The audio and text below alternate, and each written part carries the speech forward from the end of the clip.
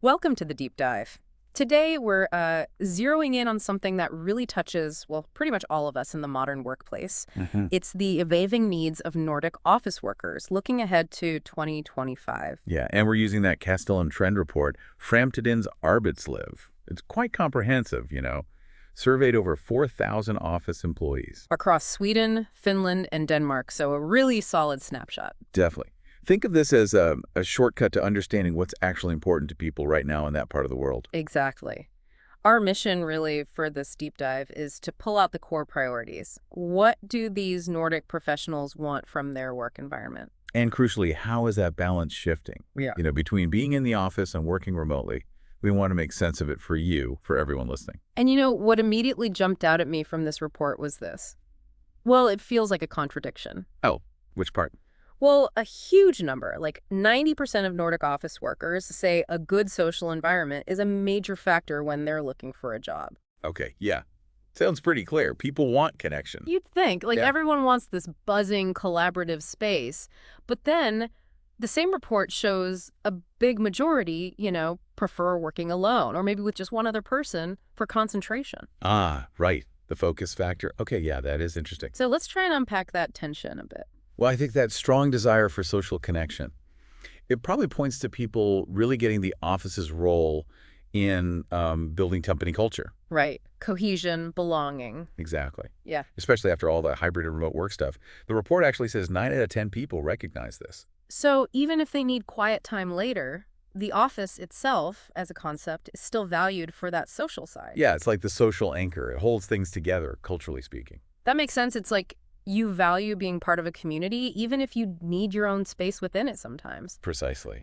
And the report even drills down into who feels this most strongly. It seems younger employees, like 25 to 34. Uh-huh. What about them?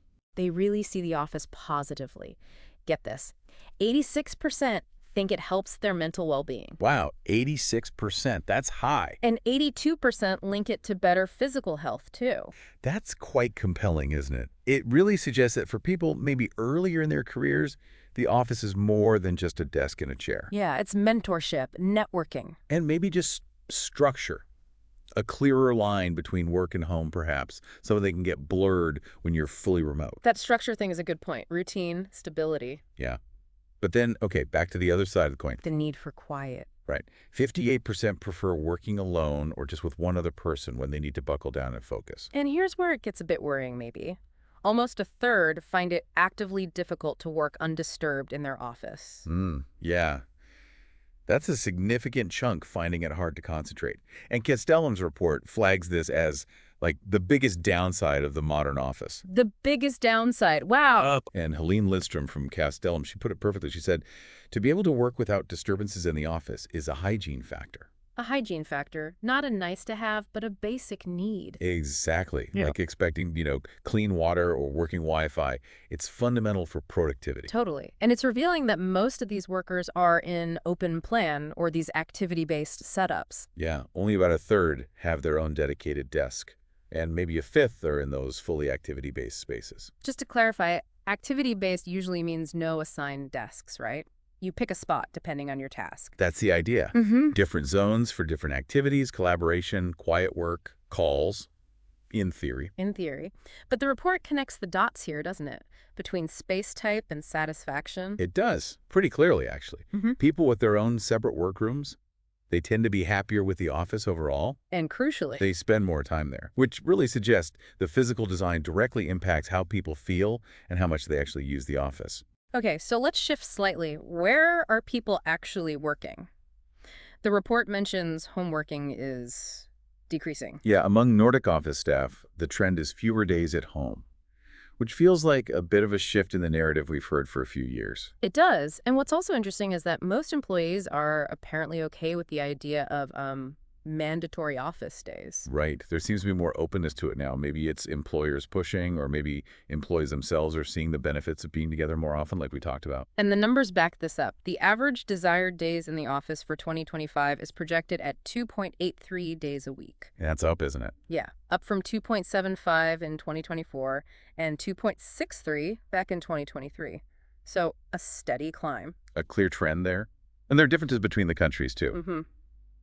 Swedes seem keenest on office time, averaging 3.45 days. Okay. Then Danes at 3.38 and Finns a bit lower at 3.13 days. Interesting variation. Could be cultural things, industry mix, lots of factors. But important point, this doesn't mean everyone's ditching hybrid work entirely. Far from it. No, definitely not. Flexibility is still huge. The report says 44% call hybrid options crucial when picking an employer. Crucial. That's a strong word. And another 39% say it's partly important. Only like 14% don't really care much about it. So the vast majority still value that flexibility.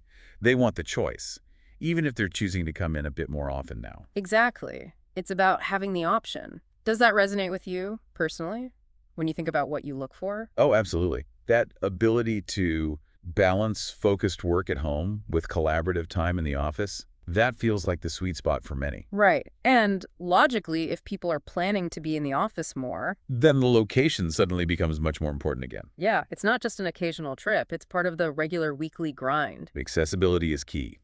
And the report is specific about what matters. Public transport is the big one, How many said that? nearly half. Then it's ease of access by car, then bike, then walking. Practical commute stuff. Makes total sense. If you're going in 3-4 days a week, a bad commute is a major drag. A huge drag. The report also mentions some trends within the office itself, like activity-based offices are still being pushed by companies. Seems so. Despite the potential noise issues we discussed, the concept of different zones for different tasks is still popular with employers trying to optimize space. But the execution needs to be right, clearly, providing enough actual quiet space. That seems to be the challenge. But another interesting finding was about amenities. Oh yeah, like what? Employers offering exercise and fitness options on-site. They have the most satisfied employees, according to the report. Really? So investing in things beyond just the work desks pays off in satisfaction. Looks like it. It taps into that broader sense of well-being, supporting the whole person, not just the worker. Maybe we'll see more focus on things like healthy food, quiet zones, things like that. So let's try and pull this together for everyone listening. We've got this fascinating balancing act. Yeah.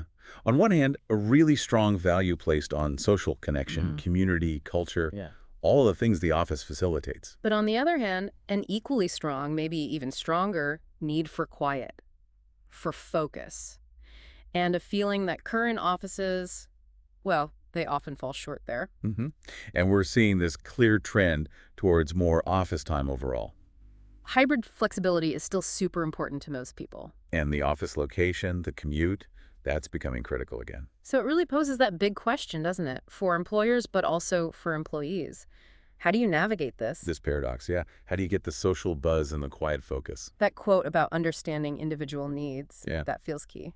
From Helene Lidstrom, yeah. It probably means there isn't one single answer. It's about flexibility and maybe offering different types of environments within the same workplace. So just to recap the big takeaways for you listening, Nordic office workers, they want both things, connection and concentration. The pendulum is swinging back towards a bit more office time. But don't discount flexibility or the importance of an easy commute. And maybe a final thought to leave you with, something to mull over. Considering all this, what does that ideal balance look like for you in your own work life?